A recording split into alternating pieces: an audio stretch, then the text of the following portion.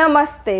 તો આજે હું આપ સર્વને સદગુરુ કૃપાથી પ્રગટ થયેલ ઉલટી વાણી પહેલાં ગાઈને સંભળાવીશ અને પછી તેનો તત્વાર્થ સમજાવીશ. સીધ ગયા મને મૂકી શામળિયા, સીધ ગયા મને મૂકી, મને સાસરીએ એકલી મૂકી શામળિયા, સીધ ગયા મને મૂકી. વહેલા જગાડી વાલે લગની લગાડી, વહેલા જગાડી વાલે લગની લગાડી, ઘરેણાની શુદ્ધ બુદ્ધ ચૂકી શામળિયા, સીધ ગયા મને મૂકી, સીધ ગયા મને મૂકી શામળિયા, સીધ ગયા મને મૂકી. ગરીબ થઈ વાલા ભોજન ના મળ્યા, ગરીબ થઈ વાલા ભોજન ના મળ્યા, પહેરવાની સાડી હું તો ચૂકી શામળિયા, સીધ ગયા મને મૂકી, સીધ ગયા મને મૂકી શામળિયા, સીધ ગયા મને મૂકી.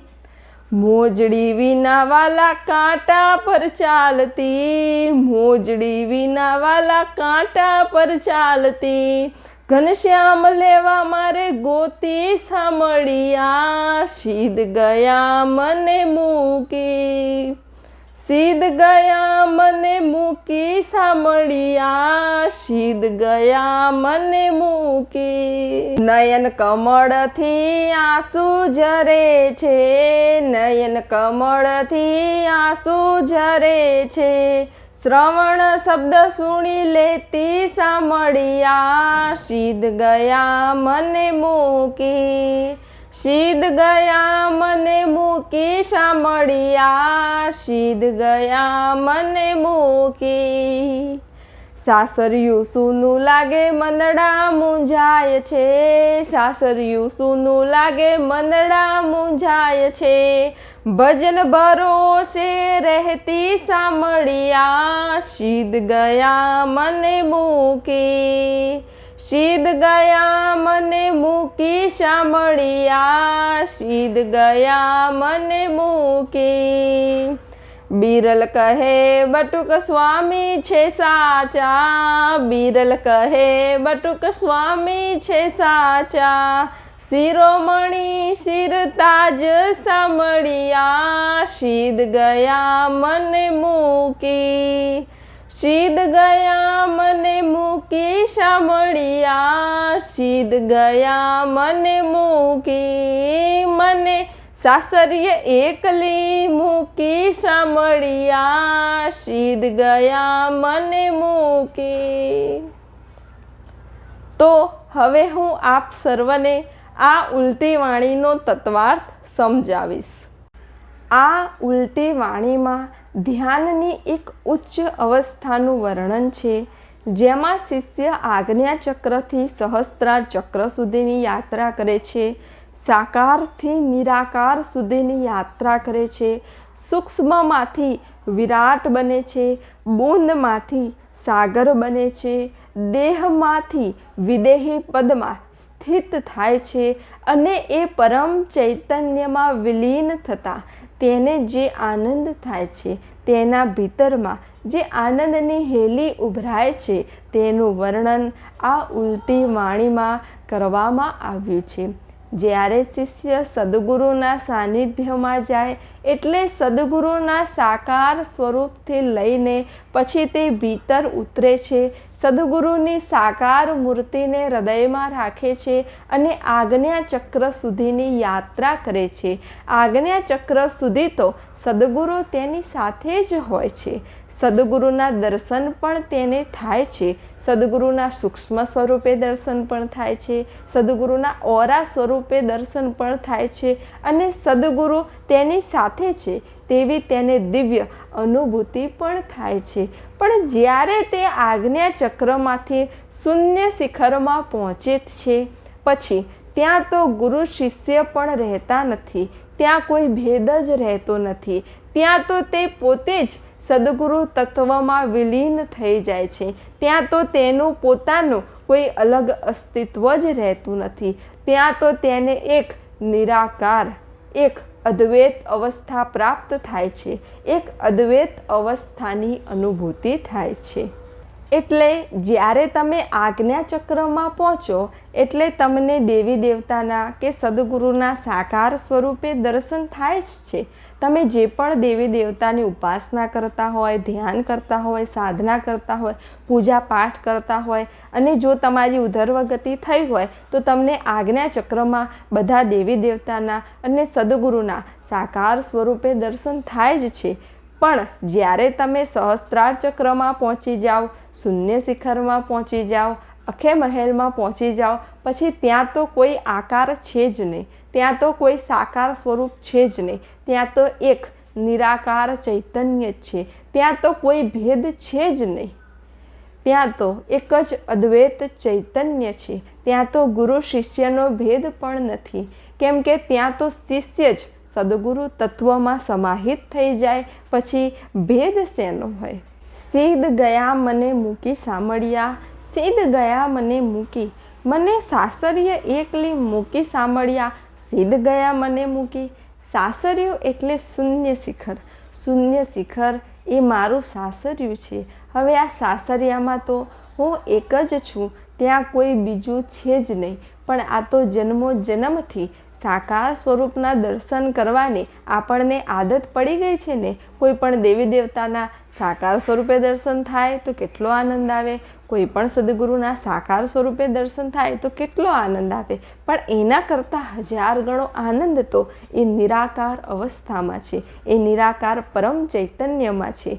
એટલે આજ્ઞાચક્ર સુધી આપણે અટકી જવાનું નથી. આજ્ઞાચક્રથી આગળ જે નિરાકાર પરમ ચૈતન્ય છે એની આપણે અનુભૂતિ કરવાની છે, એનો આપણે અનુભવ કરવાનો છે. અને એ નિરાકાર તત્વમાં ભળીને જ આપણે પરમ ચૈતન્યમાં વિલીન થઈ જવાનું છે. ત્યારે જ આપણને આ પરમ કક્ષા પ્રાપ્ત થશે. વહેલા જગાડી વાલે લગની લગાડી, ઘરેણાની સુધ બુદ્ધ ભૂલી. હે સદગુરુ, જ્યારે હું આપના સાનિધ્યમાં આવી ત્યારે મારા મનમાં પણ કેટલા બધા ભેદ હતા, મારા મનમાં પણ કેટલી બધી ભ્રાંતિઓ હતી, મારું મન પણ કેટલા બધા પ્રશ્નો લઈને બેઠું હતું કે આ પરમાત્મા ક્યાં હશે, આ પરમાત્મા કેવા હશે, પરમાત્માનો અનુભવ કેવો હશે, પરમાત્મા મને ક્યાં મળશે, આ આત્મા એટલે શું, આત્મા ક્યાં હોય, આત્માનું ઘર કયું, આત્મા કેવી રીતે મળે, આત્માનો આનંદ કેવી રીતે મળે, આત્માની અનુભૂતિ કેવી રીતે થાય. આવા ઘણા પ્રશ્નો મારા મનમાં હતા. આ બધા મહાપુરુષો જે ભજનનું પ્રાગટ્ય કરી ગયા, અરે જે પરમ કક્ષાએ પહોંચી ગયા, જેમને જીવતા સમાધિ લીધી, એ મહાપુરુષો પાસે એવો કયો ખજાનો હશે? મારે એ પરમ કક્ષા સુધી પહોંચવું છે, તો હું એ પરમ કક્ષા સુધી કેવી રીતે પહોંચી શકું? હું કઈ સાધના કરું, હું કયું ધ્યાન કરું અને હું આ કક્ષાએ ક્યારે પહોંચીશ? મને તો એમ હતું કે હજુ તો આ કક્ષાએ પહોંચતા પહોંચતા મારે જન્મ જન્મ થઈ જશે. ન જાણે મારે હજુ 1000 જન્મ લેવા પડે, હજુ લાખો જન્મ લેવા પડે ત્યારે હું પહોંચી શકું. મને તો મનમાં એવું હતું. પણ હે સદગુરુ, તમારી એટલી કૃપા, તમારી એટલી કરુણા, આપની એટલી દયા અને આપે આપની આધ્યાત્મિક શક્તિથી મારી ભીતર જે જ્ઞાનનો પ્રકાશ કર્યો, મારી ભીતર જન્મો જન્મથી સૂતેલી કુંડલીની શક્તિને જાગૃત કરી અને જ્યારે કુંડલીની શક્તિનું ઉત્થાન થયું ત્યારે આપે આપની આધ્યાત્મિક શક્તિથી મને વહેલા જગાડી દીધી. નહીં તો આટલી વહેલા હું જાગે એમ ન હતી. આ તો આપની કૃપાથી, આપના સાનિધ્યમાંથી હું વહેલા જગાડી વાલે લગની લગાડી, વહેલા જગાડીને તમે મને લગની લગાડી દીધી કે તું પરમ ચૈતન્ય સ્વરૂપ આત્મા છું, જાગી જા.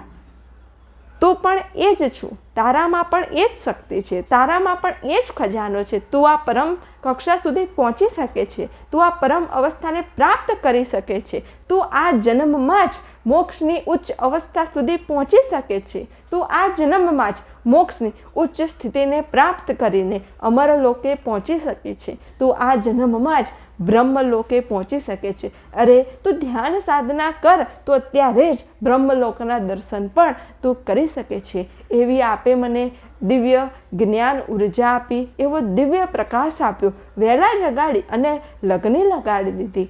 ઘરેણાની સુધ બુદ્ધ ભૂલી. પછી તો હું એ ભૂલી જ ગઈ કે હું શરીર છું, અને શરીર ભૂલી ગઈ પછી તો આ જે ઇન્દ્રિયો હતી તે છે એ પણ હું ભૂલી ગઈ. કેમ કે હવે ઇન્દ્રિયો પણ બહારના જગતમાં ક્યાંય જતી જ ન હતી. ઇન્દ્રિયોને પણ એમ થઈ ગયું હતું કે અરે હવે બહારના જગતમાં કંઈ સાર નથી, જે સાર છે ને એ ભીતર જ છે, સારનો સાર ભીતર બેઠો છે, પરમાત્મા છે ને એ સારનો સાર છે, એ ભીતર બેઠો છે. અને જ્યારે એ મળી જાય, એનું સરનામું મળી જાય, એનું ઠેકાણું મળી જાય, એનો આનંદ મળી જાય, એને મળવા મળી જાય, એનાથી પ્રેમ થઈ જાય, પછી બીજું શું જોઈએ?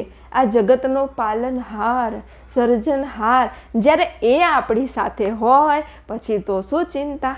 તમે જુઓ આ જગતના માણસો કેટલા દુઃખ રોવે.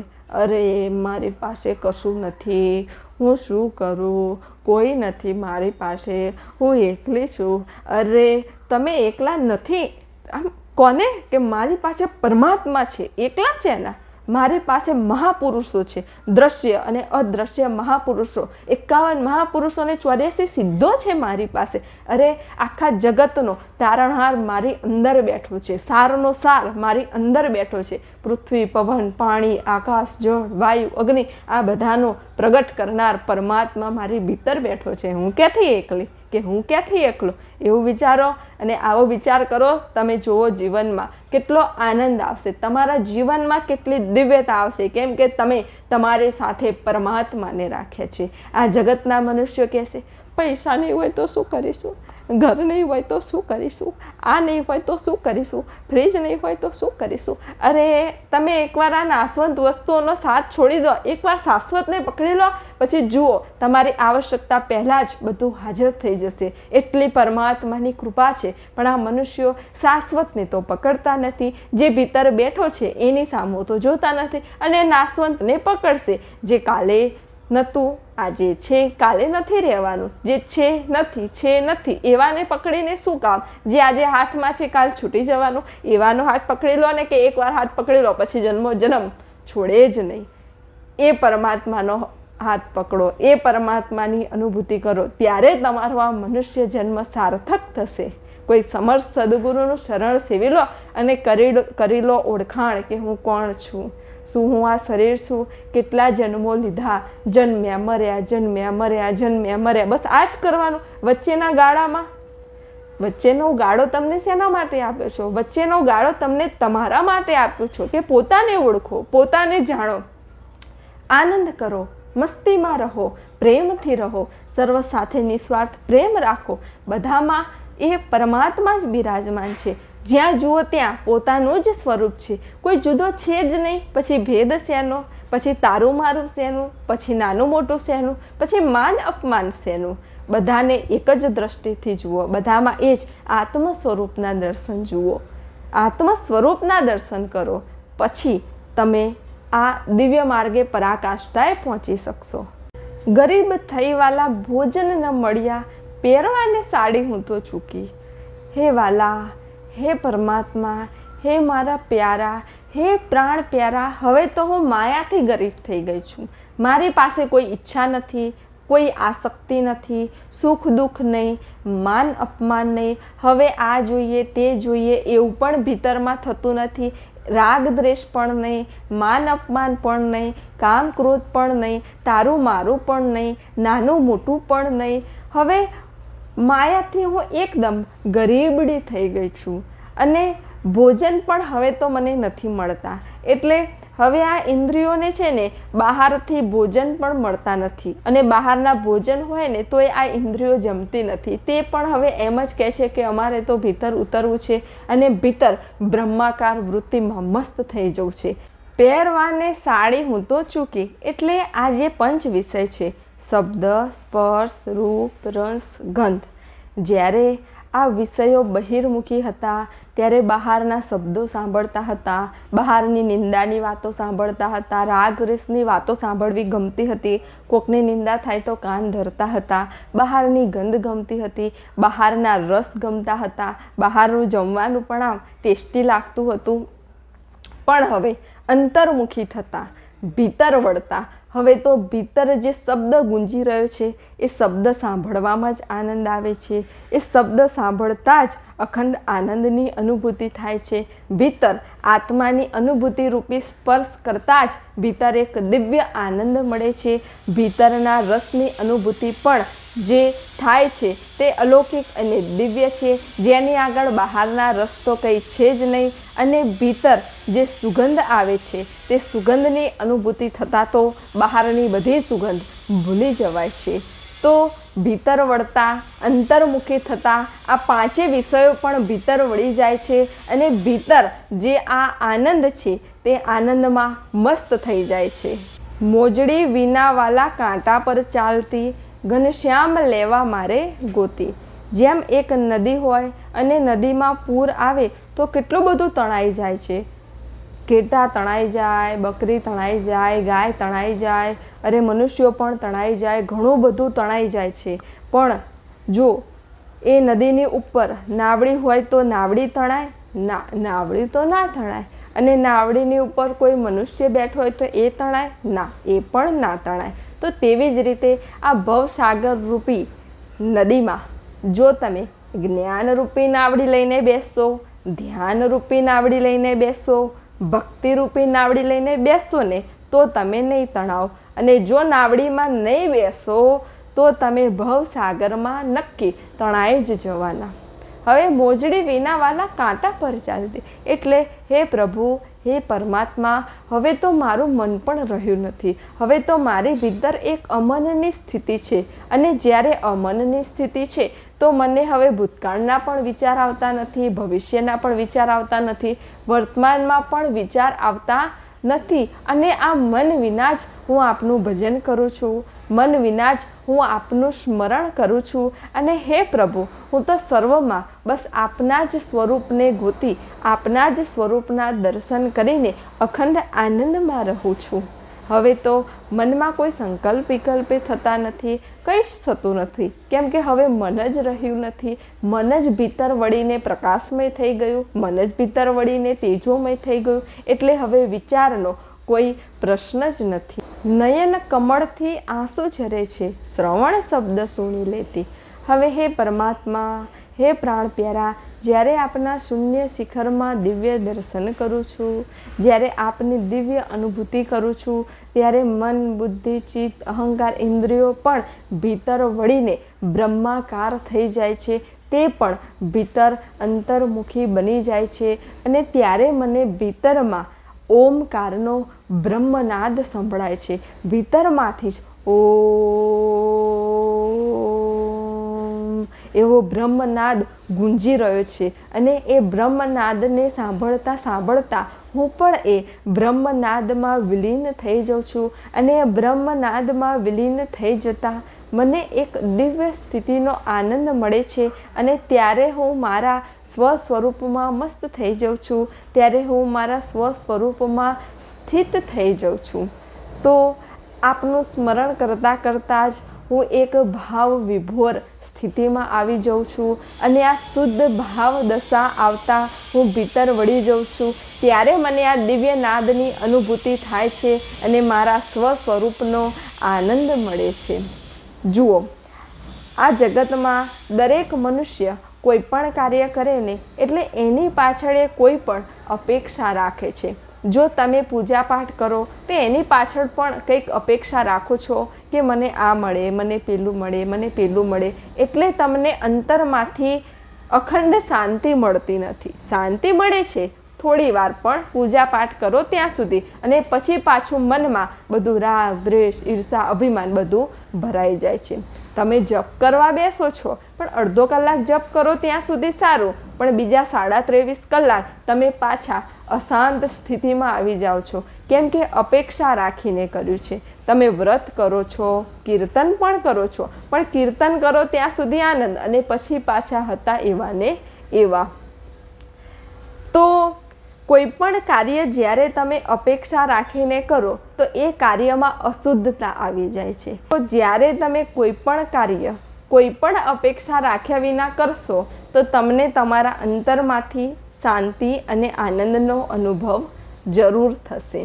અને જો તમારે અખંડ શાંતિ અને અખંડ આનંદની પ્રાપ્તિ કરવી હોય તો દરરોજ સવારમાં ધ્યાનમાં બેસો.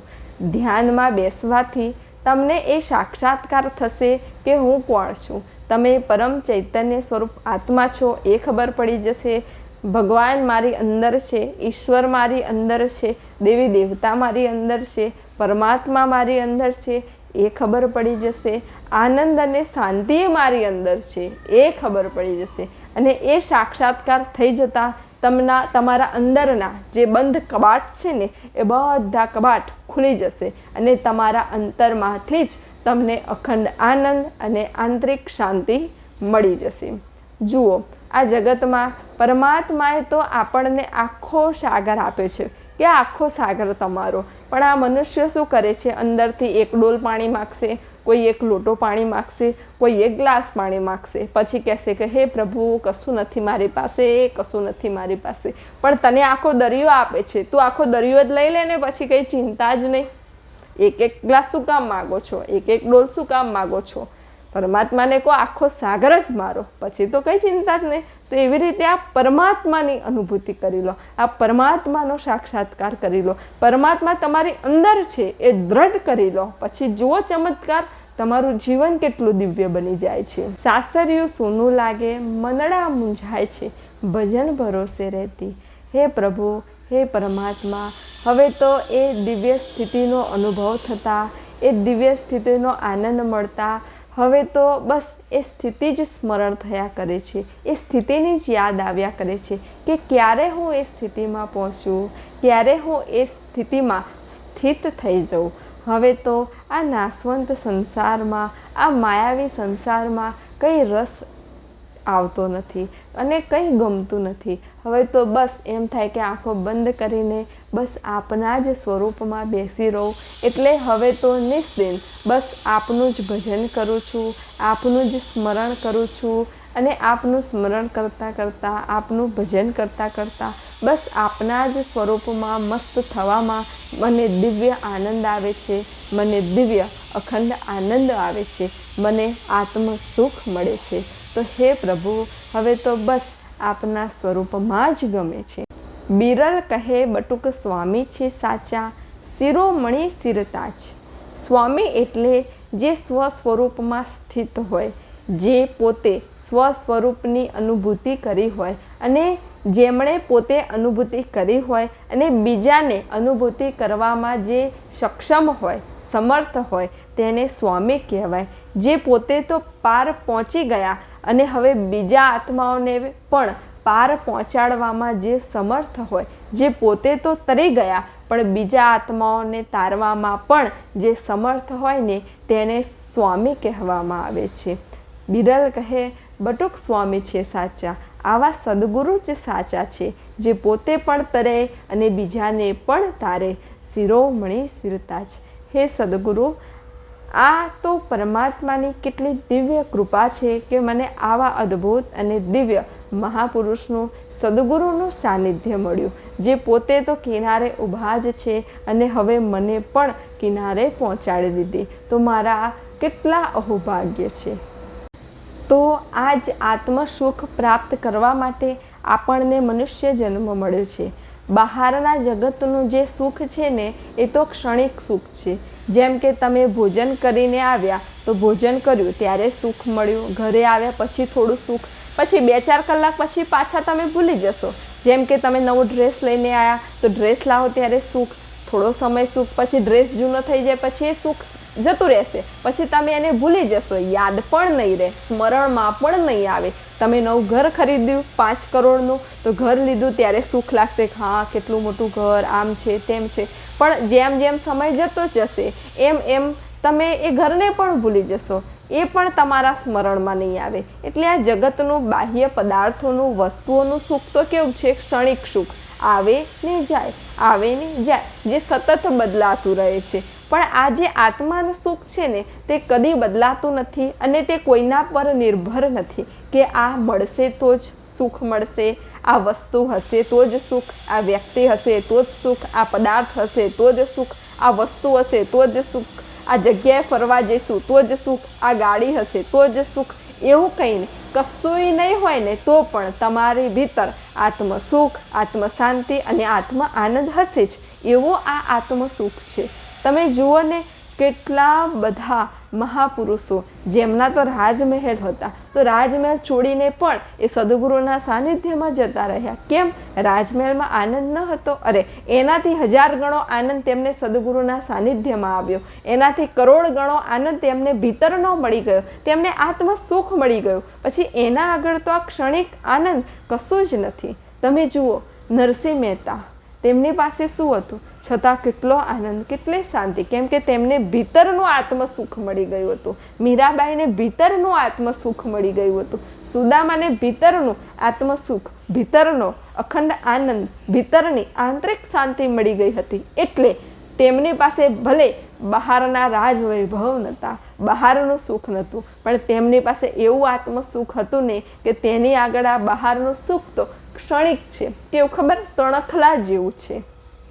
તો આ આત્મ સુખ મેળવો, આ આત્મ સુખને પ્રાપ્ત કરો અને એ આત્મ સુખ મેળવવા, આત્મ આનંદ મેળવવા નિત્ય ધ્યાન, સાધના, ભજન, સ્મરણ કરો અને દ્રઢ સંકલ્પ કરો. જુઓ, સંકલ્પમાં બહુ શક્તિ હોય. તમે સંકલ્પ કરો, મારાથી કશું થતું નથી, મારાથી ધ્યાને થાય નહીં, મારાથી ભજને થાય નહીં, મારાથી સાધના થાય નહીં, તો ના જ થાય.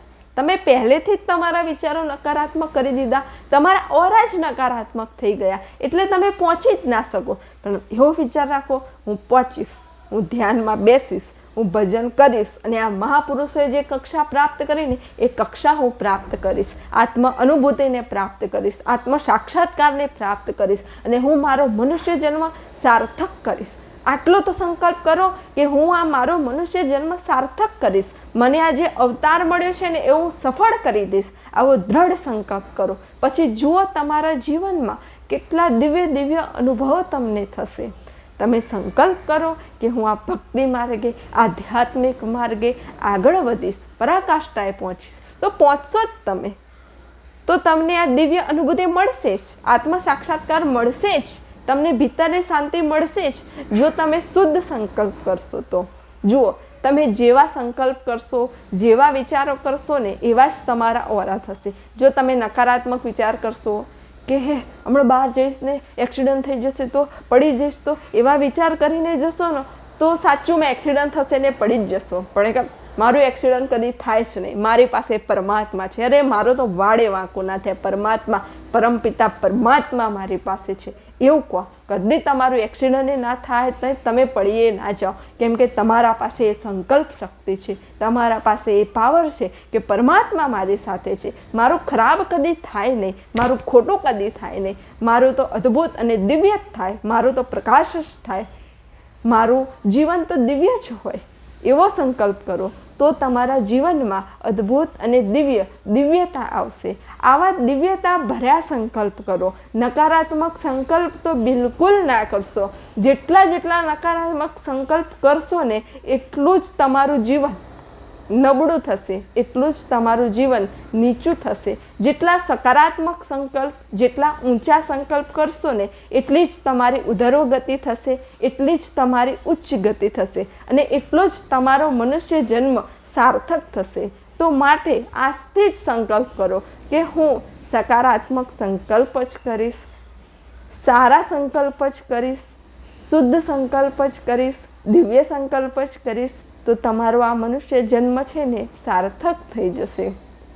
જેવા આપણા વિચારો હોય એવું જ આપણું આભા મંડળ હોય અને એવું જ આપણું આજુબાજુનું વાતાવરણ હોય છે.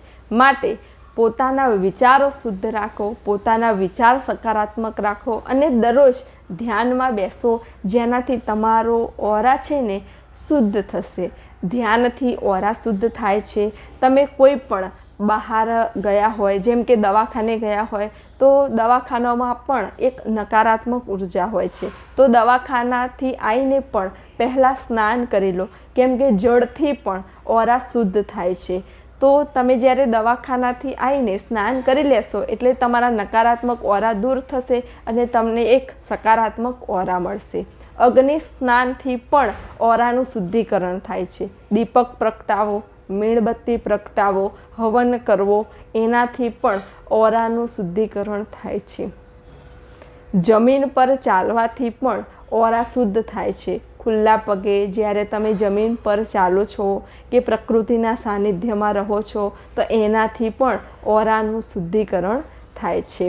અને આકાશ તત્વ એક નિરાકાર તત્વ છે. આકાશ સામું જોવાથી પણ ચિત્ત શુદ્ધ થાય છે અને ઓરા પણ શુદ્ધ થાય છે. તો દરરોજ એવો નિયમ લો કે હું દરરોજ 10 મિનિટ આકાશ સામું જોઈશ. જો તમે દરરોજ 10 મિનિટ આકાશ સામું જોશો તો તમારું ચિત્ત છે ને એ એકદમ કાચ જેવું શુદ્ધ અને પવિત્ર થઈ જશે. તમારા ઓરા પણ એકદમ શુદ્ધ અને પવિત્ર થઈ જશે. કેમ કે આકાશ પાસે કોઈ વિચાર નથી, આકાશમાં કોઈ વિચાર નથી. અને જ્યારે તમે આકાશને સામું જોશો તો તમારા વિચાર પણ ધીમે ધીમે ઓછા થશે અને તમને પણ એક નિર્વિચાર સ્થિતિ પ્રાપ્ત થશે. તો આ નિર્વિચાર સ્થિતિ જે તમને પ્રાપ્ત થશે એનો ઉપયોગ તમારા ધ્યાનમાં પણ થશે. કેમ કે દિવસે નિર્વિચાર સ્થિતિ પ્રાપ્ત થઈ પછી તમે ધ્યાનમાં બેસશો તો ધ્યાનમાં પણ તરત જ એ નિર્વિચાર સ્થિતિ પ્રાપ્ત થશે અને તમને ભીતરનો આનંદ મળશે. તો આ પ્રકૃતિના સાનિધ્યમાં રહો. પ્રકૃતિ વિચાર શૂન્ય છે. તમે પ્રકૃતિના સાનિધ્યમાં રહેશો તો તમને પણ વિચાર શૂન્યતા પ્રાપ્ત થઈ જશે. જેટલા તમારા વિચાર ઓછા એટલી જ તમારી ભીતરની આધ્યાત્મિક પ્રગતિ થશે. તો આ છે ઉલટી વાણીનો તત્વાર્થ. આપ સર્વના હૃદયમાં બિરાજમાન પરમાત્માને પ્રણામ.